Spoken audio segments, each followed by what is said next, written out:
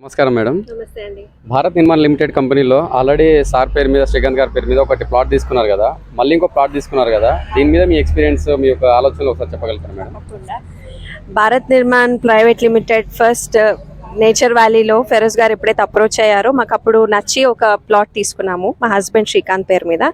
Next తర్వాత కూడా ఇంకొక తీసుకోవాలి, ఎందుకంటే వాళ్ళ రిసిప్టివిటీ కానీ అక్కడ ల్యాండ్ కానీ తర్వాత దాంతో వచ్చే బెనిఫిట్స్ అవన్నీ క్లీన్గా ఎక్స్ప్లెయిన్ చేశారు. సో ఇంకొకటి తీసుకోవడంలో తప్పు లేదనిపించింది.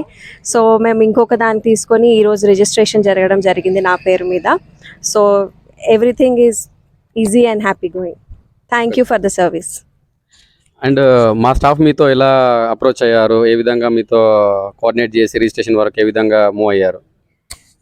అది స్టార్టింగ్లో చెప్పాను కదా, ఫెరోజ్ గారు ఫస్ట్ అప్రోచ్ అయ్యారు మాకు త్రూ కాల్. తనే వెంట తీసుకెళ్లారు, మాకు చూపించారు ప్లాట్, అదంతా ఎక్స్ప్లెయిన్ చేశారు.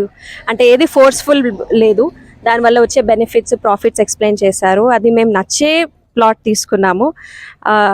ముందు చెప్పినట్టు రిసిప్టివిటీ కానీ ఎలాంటి ఏమంటారు కమర్షియల్ వాల్యూస్ యాడ్ చేయకుండా కేవలం కస్టమర్ బెనిఫిట్ కోసమే వర్క్ చేస్తుందని నమ్మి మేము ఈ ప్లాట్ తీసుకోవడం జరిగింది.